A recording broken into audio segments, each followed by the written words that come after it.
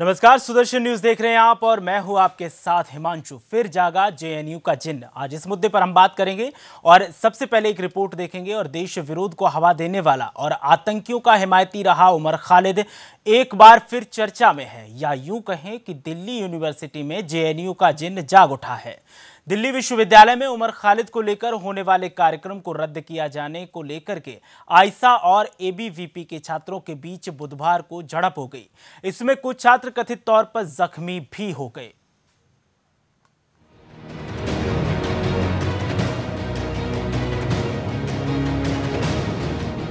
दिल्ली विश्वविद्यालय के रामजस कॉलेज में उमर खालिद और शेला रशीद को रामजस की लिटरेरी सोसाइटी ने एक टॉक में हिस्सा लेने के लिए बुलाया था। उमर खालिद को the war in Adivasi area विषय पर मंगलवार को बोलना था, लेकिन अखिल भारतीय विद्यार्थी परिषद के सदस्य उमर खालिद के हिस्सा लेने को लेकर इस कार्यक्रम का विरोध कर रहे थे। उसके बाद ही रामजस कॉलेज प्रशासन ने उमर खालिद और शेला रशीद को दिया निमंत्रण रद्द कर दिया।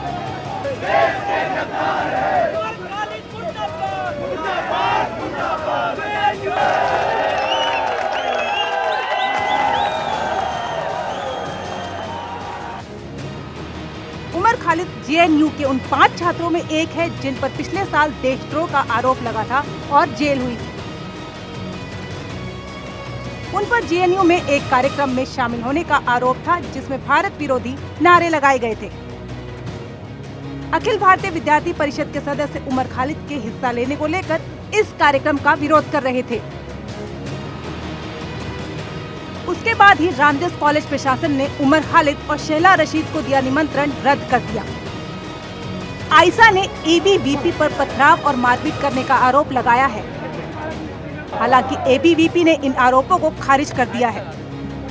दरअसल मंगलवार को भी उमर खालिद और शेला रशीद को निमंत्रण के मुद्दे पर एबीवीपी के कार्यकर्ताओं ने विरोध जताया था।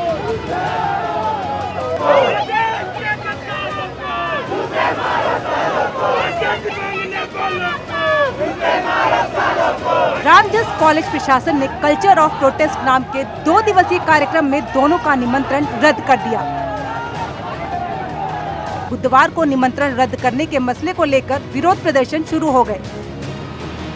शेला रशीद जहां जेएनयू छात्र संघ की पूर्व उपाध्यक्ष रही हैं, वहीं उमर खालिद उन 5 स्टूडेंट्स में से एक हैं जिन पर पिछले साल राष्ट्रद्रोह का केस दर्ज हुआ था। डीयू को, जो कि इतना प्रसिद्ध यूनिवर्सिटी है, उसको भी जेएनयू जैसा वामपंथ का अड्डा बनाने का, जो ये लेफ्ट का पूरा सालों साल का जो षड्यंत्र है, जिस तरह से वो डीयू में एंटर करता जा रहा है, हम सिर्फ उसके अगेंस्ट प्रोटेस्ट कर रहे हैं। कल इन्होंने उमर खालिद को बुलाया, जिसको हाई कोर्ट, सुप्रीम कोर्ट सब पहले सेडिशन के लिए चार्ज कर चुके हैं। अब यहाँ पर इनकी शैला अम्मा आकर के लड़कियों को गाली गलौज करती है। यहाँ पे मुर्दाबाद, पाकिस्तान जिंदाबाद के नारे लगा रहे हैं। खालिद एक अर्बन गुरिल्लाज है जो कि जेएनयू या फिर डीयू जैसे संस्थानों में आके एक ऐसे ग्रुप को तैयार कर रहा है जो अपने देश के खिलाफ करे, क्योंकि वहाँ के कॉमन छात्र और जो वहाँ के प्रोफेसर हैं, उन्होंने बोला कि उमर खालिद जैसे देशद्रोही लोग अगर हमारे कैंपस में आएंगे, हमारे कैंपस का नाम बदनाम करेंगे, तो ऐसे लोगों को हम नहीं सुनना चाहते हैं।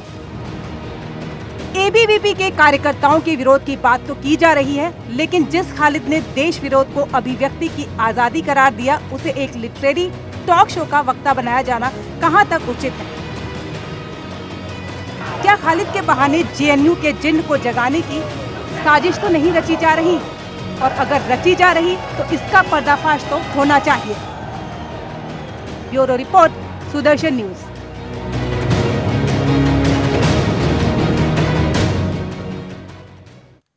तो जिस तरीके से रिपोर्ट में हमने दर्शाया उसे आप समझ गए होंगे कि विरोध आखिर क्यों एबीवीपी के छात्रों ने किया था और जो छात्र संघ नेता थे उन्होंने क्यों विरोध किया। उमर खालिद, जिसको वक्तव्य देने के लिए बुलाया गया था एक सेमिनार में, वो उमर खालिद है जिसने देशद्रोही के आरोप जिसके ऊपर लगे हैं और जिसने जेएनयू के अंदर रहते हुए देश विरोधी नारेबाजी की थी। इस मुद्दे पर आज हम चर्चा करेंगे। उमर खालिद को आखिर क्यों बुलाया गया और उसके बाद जो विरोध हुआ उसको लेकर के हम चर्चा करेंगे। हमारे साथ 2 विशेष मेहमान जुड़े हुए हैं हमारे स्टूडियो में। हमारे साथ हैं जितेंद्र खुराना जो कि संरक्षक हैं वैदिक विद्यार्थी संघ, इसके अलावा अंकित सिंह सांगवान जो कि Delhi university student union general secretary हैं।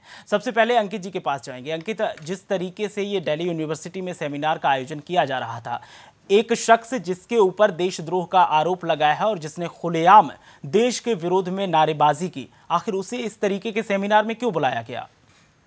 वैसे ये बड़ी एक शर्मनाक बात है और इस पे एक बहुत हम लोगों को सोचने का विषय है कि इस तरह के कार्यक्रमों को कौन लोग कंडक्ट करवा रहे हैं। दिल्ली विश्वविद्यालय के अंदर भी और जवाहरलाल नेहरू विश्वविद्यालय के अंदर भी जो पिछले साल 9 फरवरी को जो 5:30 बजे की घटना घटी थी, उसे ये दोबारा से JNU पार्ट 2 बनाना चाह रहे हैं। और वो कौन लोग हैं जिन्होंने पहले JNU जैसे विश्वविद्यालय को बदनाम किया और अब दिल्ली विश्वविद्यालय उन लोगों का टारगेट है। तो हम लोगों को इस पे पूरी तरीके से एक सोचना चाहिए और चाहे वहाँ के वाइस चांसलर हो, चाहे जो भी हो, उन लोगों से बात करते हुए और उन टीचर्स पे भी कड़ी कार्रवाई होनी चाहिए। जितेंद्र जी, जिस तरीके से अंकित जी ने कहा कि जिन लोगों ने इनको बुलाया वो लोग कौन हैं और जिन लोगों ने बुलाया है उनके खिलाफ कड़ी कार्रवाई होनी चाहिए। आप संरक्षक हैं वैदिक विद्यार्थी संघ के, आपके हिसाब से क्या लगता है कि जिस तरीके से उमर खालिद के ऊपर आरोप लगे हैं और जग जाहिर ये बात है, पूरा देश जानता है, इवन विदेशी मीडिया में भी ये खबर चली और विदेशों में भी पता है कि उमर खालिद ने किन कार्यकलापों को अंजाम दिया। एक बंदा जो हमारे देश को बदनाम करने की कोशिश करता है, हमारे देश के खिलाफ नारेबाजी करता है और उसे एक हीरो के तौर पर एक तरीके से प्रेजेंट किया जा रहा था DU में, जिस तरीके से उसे बुलाया गया, कहीं ना कहीं साबित तो जरूर करता है कि उसको एक सकारात्मक तरीके से पेश करने की कोशिश की गई, उसको लेकर के विरोध हुआ। आप क्या कहेंगे? मेरे ख्याल से जो सेमिनार था वो ट्राइबल्स के ऊपर था। जो DU अभी बैठे हैं ABVP के, ये उसका टाइटल बता पाएंगे, ट्राइबल्स और कल्चर के ऊपर था। और उमर खालिद की कोई थीसिस अभी आई नहीं है, वो बन रही है, वो PhD कर रहे हैं ट्राइबल्स के ऊपर। लेकिन वो लेफ्टिस्ट हैं और उनमें कभी ना कभी क्योंकि उनके पिताजी तो सिमी से रहे हैं जुड़े हुए, और उनमें जिहादी टच भी दिखता है। और मैं ये कहूँगा कि हमेशा से वामपंथी ट्राइबल्स को, दलित कैटेगरी को, अनुसूचित जनजातियों को अपने लाभ के लिए प्रयोग करते रहे हैं। तो इनकी जो भी कोई थीसिस, कुछ भी कोई वक्तव्य होता है, उसमें अलगाववाद की बात होती है। अब उमर खालिद की कई वीडियोस तो सबके सामने ही है कि जब वो नारे लगा रहा है कि कश्मीर की नौजवानों संघर्ष करो, उसके लिए मैंने दिल्ली पुलिस में कंप्लेंट भी करी थी कि इसके ऊपर रासुका लगाई जाए। आई डोंट नो कि अभी मेरे पास कोई अपडेट नहीं आया है कि इस पर क्या कार्रवाई करी गई है। मेरा ये कहना है कि लेफ्ट की जो आइडियोलॉजी, भारत का लेफ्ट है ही नहीं। भारत का लेफ्ट एंटी नेशनल बात करता है। खुद JNU की रिपोर्ट इन्होंने, आयसा ने, JNU के टीचर्स की रिपोर्ट है कि JNU has become a den of sex racket, organised sex racket. ये स्टूडेंट्स हैं, 200 पेज की रिपोर्ट है। तो अगर आपको वहां पे, मैं यहाँ पर आपको रोकना चाहूंगा, कमलप्रीत कौर जो कि आयसा के अध्यक्ष हैं दिल्ली यूनिवर्सिटी से, वो हमारे साथ फोन लाइन पर जुड़ गई हैं। कमलप्रीत जी, बहुत बहुत स्वागत है आपका सुदर्शन न्यूज में। दिल्ली यूनिवर्सिटी के अंदर एक लिटरेरी फेस्टिवल का आयोजन किया जाता है और जिसके अंदर उमर खालिद को बुलाया जाता है लोगों को संबोधित करने के लिए, छात्रों को संबोधित करने के लिए और अपनी राय देने के लिए, एक तरीके से अपने व्यूज देने के लिए। कहां तक सही है एक शख्स जिसके ऊपर देशद्रोह का आरोप लगा है और उसको इस तरीके के फेस्टिवल में, सेमिनार में आप बुलाना? सबसे पहले तो आप देखिए कि बात जो भी आज DU में हुआ है, आप लोगों को चर्चा तो खासतौर पे उमर खालिद की जगह आपको इस चीज पे करना चाहिए कि दिल्ली यूनिवर्सिटी के अंदर स्टूडेंट की पीसफुल मार्च के ऊपर हम उस पर भी बातचीत करेंगे, लेकिन जिस तरीके से बुलाया गया है उमर खालिद को, उसके बारे में क्या कहेंगे आप? उसने कॉमन स्टूडेंट, कॉमन टीचर के ऊपर पथराव किया, उसने विमेन स्टूडेंट को आकर मैनहैंडल किया, उनको हैरेस किया। तो ये कहाँ का राष्ट्रवाद है? कि इनके राष्ट्रवाद में शायद यही है, इधर की लड़कियों को छेड़ दीजिए, उनको इनएप्रोप्रिएटली टच कर दीजिए, पत्थर उनके ऊपर फेंक दीजिए, जो भी इनकी विचारधारा से एग्री नहीं करता है उसको एंटी नेशनल बोल दीजिए। जहां तक उमर खालिद की बात है तो मैं उससे भी आती हूँ और मैं बताती हूँ आपको, रामचंद्र कॉलेज के अंदर 2 दिन का सेमिनार था, एकेडमिक सेमिनार था। अब जो लोग कभी कोई एकेडमिक सेमिनार को अटेंड ही नहीं किए तो उनको पता ही नहीं है उस पे क्या बात होना था।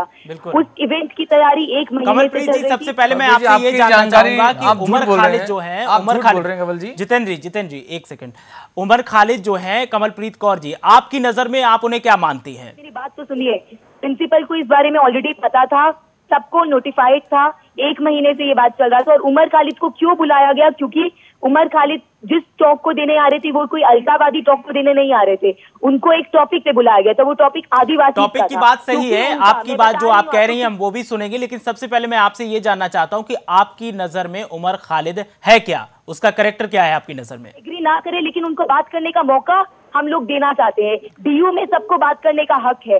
उमर खालिद को कोई नारे देने के लिए नहीं बुलाया था, उनको एक एकेडमिक टॉक देने के लिए बुलाया था। लेकिन वहाँ पे एबीवीपी ने जो किया वो बहुत शर्मनाक है और हर एक प्रोग्रेसिव कमलप्रीत जी, आपका कहना है कि हम उन्हें बुलाना चाहते हैं और उन्हें एक मौका देना चाहते हैं लोगों के बीच में आने का। एक आतंकवादी प्रवृत्ति का शख्स जो देश के विरोध में नारेबाजी करता है, जो देश को बदनाम करने की कोशिश करता है, उसको आप बुलाते हैं कि आकर के वो लोगों को संबोधित करे। ऐसा क्या अच्छा काम कर दिया उसने जो उसको इस तरीके के सेमिनार में बुलाया जाता है? देखिए, बात यह है कि सिर्फ उमर खालिद की नहीं है, बात यह है कि उमर खालिद का तो टॉक कैंसिल कर दिया गया। उसके बाद स्टूडेंट्स और टीचर्स ने बोला कि हम उनको नहीं बुला रहे, लेकिन उसके बाद जो 2 दिन का टॉक था, एक्सप्लोरिंग कल्चर्स ऑफ प्रोटेस्ट पे ये टॉक था, उसको क्यों वैंडलाइज किया गया? स्टूडेंट के सेमिनार हॉल को स्टूडेंट टीचर्स अंदर बैठे हैं और आप बात को घुमाने की कोशिश कर रही हैं। मैं आपसे आगे भी बात करूंगा। एक सेकंड अंकित जी, आप कमलप्रीत जी जिस तरीके से बात को घुमाने की कोशिश कर रही, सवाल कुछ था और जवाब कुछ और दे रही हैं। आपसे आगे जानेंगे, लेकिन फिलहाल एक छोटे से ब्रेक के लिए रुकेंगे। आप हमारे साथ बनी रहिए।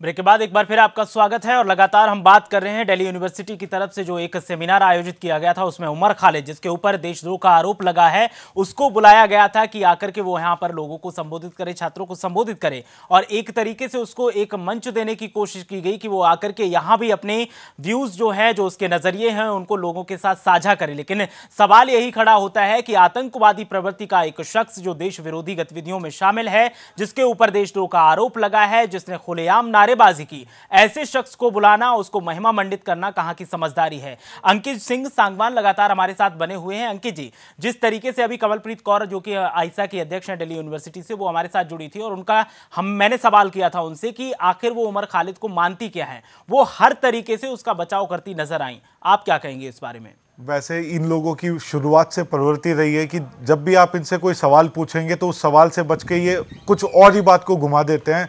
तो खैर इनकी ये कोई नई बात नहीं थी। और जहाँ तक बात रही इस पूरे सेमिनार की, इस पूरे इंसिडेंट की, तो लगातार 2 दिन से मैं कंटिन्यूसली ये इस पूरे मूवमेंट में था। पहले दिन जब इन लोगों ने एक परमिशन ली थी प्रिंसिपल से, हम लोगों ने उसका विरोध किया। प्रिंसिपल सर ने वो पूरा का पूरा 2 दिन का प्रोग्राम कैंसिल कर दिया था। फिर भी इन लोगों ने जेएनयू से आए हुए लोगों को, जेएनयू से जो लोग आए थे उन लोगों को वहाँ बुलाया। उनमें से कुछ वो लोग भी थे जिन लोगों ने एंटी सोशल एक्टिविटीज़ में पिछले साल भी वो वीडियोज़ में दिखे थे। उन लोगों के बावजूद भी उन लोगों ने वो मार्च निकाला, इस आज़ाद देश के अंदर आज़ादी की मांग की। मैं जानना चाहता हूं कि इनकी कौन सी आज़ादी है जो ये आज़ाद देश में मांगना चाहते हैं। कमलप्रीत कौर से मैंने सवाल किया था कि उमर खालिद उनकी नज़र में क्या है, उन्होंने उस सवाल का जवाब ना देकर अपनी तरीके से अपनी बातों को कहने की कोशिश की। आप क्या मानते हैं कि उमर खालिद आपकी नज़र में क्या है? मेरी नज़र में उमर खालिद एक देश विरोधी एंटी सोशल एलिमेंट है जो देश के अंदर जहर घोलने का काम करता है। पिछले साल उसने जेएनयू में रहकर वो वहाँ जहर घोला था और वो पूरा मूवमेंट और पूरे का पूरा माहौल खराब किया था, जेएनयू का नाम खराब किया था। और अब वो क्या, वो जो जेएनयू पार्ट 2 जो दिल्ली विश्वविद्यालय में ये लोग बनाना चाह रहे थे, पर वहाँ का एक एक जो आम छात्र है और अखिल भारतीय विद्यार्थी परिषद और वहाँ का एक एक आम छात्र लगातार उसका विरोध करता हुआ आया है। और उन्होंने दिखा दिया कि दिल्ली विश्वविद्यालय के अंदर इस तरह के एंटी सोशल एलिमेंट बिल्कुल भी नहीं चलेंगे। बिल्कुल अंकित जी, आपकी बात मैंने सुनी। और मुलायम सिंह जो कि यूनाइटेड ओबीसी फोरम की तरफ से हमारे साथ फोनलाइन पर जुड़ गए हैं। मुलायम सिंह जी, बहुत बहुत स्वागत है आपका सुदर्शन न्यूज में। उमर खालिद को लेकर के हम बातचीत कर रहे हैं, जिसको दिल्ली यूनिवर्सिटी में एक सेमिनार को संबोधित करने के लिए बुलाया गया था, जिसको लेकर के एबीवीपी के छात्रों ने वहां पर और छात्र नेताओं ने वहां पर विरोध किया, जिसके बाद वहां पर पुलिस को सिचुएशन कंट्रोल करने के लिए लाठीचार्ज भी करना पड़ा। सवाल यह है कि एक शख्स जिसके ऊपर इस तरीके के आरोप लगे हुए हैं, आरोप क्या सबूत भी हैं कि वो आतंकी प्रवृत्ति का है। देश में कोई भी सेमिनार संबोधित करने का हक उसको नहीं दिया जा सकता जो एक सकारात्मक संदेश दे सके। ऐसे सेमिनार में ऐसे आतंकी प्रवृत्ति वाले शख्स को नहीं बुलाया जा सकता, लेकिन बावजूद इसके दिल्ली यूनिवर्सिटी की तरफ से बुलाया जाता है और उसे एक मंच देने की कोशिश की जाती है। आखिर दिल्ली यूनिवर्सिटी के चांसलर इस तरीके की गतिविधि में जो लोग शामिल हैं उनको क्यों मौका देना चाहते हैं? और भी कई ऐसे लोग हैं जिनको मौका देकर के लोगों को सकारात्मक संदेश दे सकते हैं। नहीं, हमारा सवाल ये है, तो सवाल ही गलत तरीके से पूछा जा रहा है। ये कौन तय कर रहा है कि कौन जो है एंटी सोशल है, ये कौन अथॉरिटी कौन है कहने वाला है कौन एंटी सोशल है, कौन एंटी सोशल नहीं। इस देश में सबसे ज्यादा अगर देश विरोधी कोई काम किया है, मानवता विरोधी काम किया है, ये ब्राह्मणवादी विचारधारा के पोषक एबीवीपी और इनके सारे जीव जंतु हैं। ये देश को, समाज को जातियों में मतलब आप उमर खालिद जो है उसको गलत नहीं मानते हैं, उसको देशद्रोही नहीं मानते हैं? कौन इस देश में किसी को बोलने से क्यों रोक सकता है? कल को एबीवीपी भी अपना विचार रखना चाहे, कहीं भी रखना चाहे, तो उसको बिल्कुल स्वतंत्रता होनी चाहिए। मुलायम सिंह जी, सवाल यहाँ पर एक सेकंड मुलायम सिंह जी, एक सवाल यहाँ पर खड़ा होता है। एक शख्स खुलेआम मीडिया में आकर के वीडियो वायरल करता है, सोशल मीडिया पर भी, और कहता है कि पाकिस्तान जिंदाबाद, हिंदुस्तान मुर्दाबाद और हिंदुस्तान तेरे टुकड़े होंगे इंशाअल्लाह इंशाअल्लाह, और आप उसकी तरफदारी कर रहे हैं। देखिए, फिर आप अपनी बात गलत कहां पर है आप ये बताइए। पहले वीडियो नहीं देखा क्या आपने? देखिए, आप लोग बायस तरीके से प्लीज मत बात करिए। इसमें बायस कहां? आप बायस हैं। जितेंद्र जी, आप जवाब दीजिए। सुनिए, आप हमारी बात सुन लीजिए, बोलने का सबको मौका दीजिए, थोड़ा सा इक्वलिटी हमारे बोलने में रखिए, बातचीत में भी रखिए। देखिए जनाब, किसी को भी फ्रीडम ऑफ एक्सप्रेशन होना चाहिए, देश का फ्रीडम ऑफ एक्सप्रेशन होना चाहिए, लेकिन देश विरोधी गतिविधि में शामिल होने का हक किसी को नहीं है, ये आप समझ लीजिए Mulayam Singh ji. Freedom of expression के नाम पे कुछ लोग हमेशा से इस तरह की एंटी सोशल एक्टिविटीज करते हुए आए हैं। कोई ऐसे लोग जो सदियों से एक खास समाज में फूट डाल कर। चलिए, आपकी बात मैंने सुन ली मुलायम सिंह जी, आपकी बात मैंने सुन ली। मेरे साथ जितेंद्र खुराना जो कि संरक्षक है वैदिक विद्यार्थी संघ के। जितेंद्र खुराना जी, आप क्या जवाब देंगे? जिस तरीके से उमर खालिद का बचाव कर रहे हैं, आप क्या कहेंगे? नहीं, अब देखिए मुलायम जी, ये उमर खालिद तो लेफ्टिस्ट है ना, इसमें कौन सी जातिवाद और ये तो आप इनका कोई एजेंडा ही नहीं ना, इसमें तो आप ब्राह्मणवादी या मनुवादी कोई बात आप ना ही करें। बात एक मिनट अनमोल, जैसे अब आपने बोला ना, आपने कहा पूरा, अब आपको मुझे भी अवसर देना चाहिए। मैं आपको ये कह रहा हूं, ऑथेंटिक वीडियोस हैं जो सर्टिफाइड, जो बाद में फोरेंसिक लैब में भी ऑथेंटिक हुई कि उमर खालिद नारे लगा रहा है कश्मीर के नौजवानों संघर्ष करो, ठीक है, और राइट टू डिसेंट। आप मुझे ये बताइए कि भारत में संविधान जो है, ये कौन सा संविधान इस बात की इजाजत देता है जो कहे कि भारत कश्मीर के नौजवानों संघर्ष करो? आप मुझे ये बताइए। आप हमको ये बताइए, अभी जब केस पूरा सबजुडिस है मामला, वो तो सबजुडिस तो है, सबजुडिस तो है, वीडियो ऑथेंटिक हो गया। ओहो, आपकी अपनी कोई चेतना, अवचेतना, कॉन्शियसनेस कुछ आपकी है या नहीं है? मैं आपको कह रहा हूं ना, नहीं, और सुनिए, केस तो सबजुडिस है। आप उमर खालिद का फेसबुक, ऑफिशियल फेसबुक और ट्विटर देख लीजिए, right to dissent, right to dissent, right to dissent, सारा दिन वो व्यक्ति एक ही काम करता है। तो अब बाकी क्या रह गया? भारत के न्यायालय तो चलिए ठीक है, अपना एक समय लेते हैं। भारत के न्यायालय ने तो याकूब मेमन के लिए भी 15-20 साल ले लिए। मैं आपको एक बात कहूं, कुछ चीजें आपके सामने हैं, आप आंखें बंद करना चाहते हैं, दंगे कराए हैं, आपके लिए भी न्यायालय बैठा हुआ है। वो है, ठीक है, लेकिन अगर उसका कोई सबूत है, मेरा देखिए मुलायम जी, आपके अंदर कोई कॉन्शियस नहीं, मैं ये नहीं जानता कि आप कौन सी आइडियोलॉजी को मानते हैं, मुझे ये नहीं मालूम है। हम फूले अम्बेडकर की विचारधारा को मानते हैं, हाँ। और हम मनुवाद, ब्राह्मणवादी विचारधारा, हाँ। तो अम्बेडकर, एक मिनट, अम्बेडकर तो डॉक्टर अम्बेडकर, हालांकि मैं कभी आपसे, आप देखिए, डॉक्टर अम्बेडकर और ज्योतिबा फुले की विचारधारा में भी आपने पढ़ा नहीं है कि बहुत सारे मतभेद है। मैं उस विषय में नहीं जाऊंगा, लेकिन उस विषय में जाऊंगा जरूर मैं कि उन दोनों में क्या मतभेद है। लेकिन बात यह है कि डॉक्टर अंबेडकर तो देशभक्त थे। आप डॉक्टर अंबेडकर ने तो 370 के भी खिलाफ थे। सुनिए, डॉक्टर अंबेडकर वामपंथ के भी खिलाफ थे, और आप डॉक्टर अंबेडकर के विरुद्ध जा रहे हैं। एक सवाल मैं करना चाहूंगा, एक मिनट मुलायम सिंह जी, डॉक्टर अंबेडकर वामपंथ के भी खिलाफ थे, आप डॉक्टर अंबेडकरवादी है ही नहीं। आप तो वामपंथियों के साथ खड़े हैं। मनुवादी विचारधारा के भी। हाँ तो यहाँ तो बात ही नहीं है ना। जितेंद्र जी यहाँ पे कौन सी मनुवादी है, ब्राह्मणवादी बात है? मेरी बात सुन लीजिए। कौन सी मनुवादी ब्राह्मणवादी बात है? जितेंद्र जी, मैं शो होस्ट कर रहा हूँ, मेरी भी सुन लीजिए। मुलायम सिंह जी, आपका कहना है कि जिस तरीके से उमर खालिद को मंच दिया गया वो गलत नहीं है। उमर खालिद जो है वो आपकी नजर में एक तरीके से हीरो है और आप उसको हीरो साबित करने की कोशिश कर रहे हैं। सवाल मेरा यह है कि एक व्यक्ति जिस पर देशद्रोह का आरोप है, आतंकवादी प्रवृत्ति में शामिल है, क्या आतंकवाद की परिभाषा आपकी नजर में कुछ और है? और आप कह रहे हैं कि अंबेडकर की रास्ते पर चल रहे हैं, पुणे के रास्ते पर चल रहे हैं। अगर आप उनके रास्ते पर अंबेडकर के नाम पे राजनीति कर रहे हैं तो क्या उन्होंने ये रास्ता दिखाया था कि देश विरोधी गतिविधियों में शामिल लोगों को एक मंच दिया जाना चाहिए? आपके निगाह में आप जो है अमन और चैन फैला रहे हैं पूरे देश में, आप आतंक नहीं फैला रहे हैं। आप गुजरात में दूसरी चीज बात कर रहे हैं सर आप। मुलायम सिंह जी, एक चीज, मुलायम सिंह जी एक सेकंड सुन लीजिए, मुलायम सिंह जी सुन लीजिए, मैं कुछ बोल रहा हूं, मेरी भी सुन लीजिए। आप उमर खालिद को हीरो बना रहे हैं और एक तरीके से उसकी तरफदारी कर रहे हैं। हाफिज सईद जो कि 26/11 हमले का आरोपी है, अगर उसको कल दिल्ली यूनिवर्सिटी की तरफ से बुलाया जाता है तो क्या आप उसको भी मंच देंगे? हमारे हीरो बाबा साहब फूले नहीं, आपके हीरो पहले आपके हीरो हैं मकबूल भट्ट, आपके हीरो हैं अफजल गुरु, आप लोगों के हीरो ये लोग हैं। चलिए, आप तीनों से मैं चर्चा करूंगा और इस चर्चा को आगे बढ़ाऊंगा। फिलहाल एक छोटे से ब्रेक के लिए रुकेंगे फिलहाल।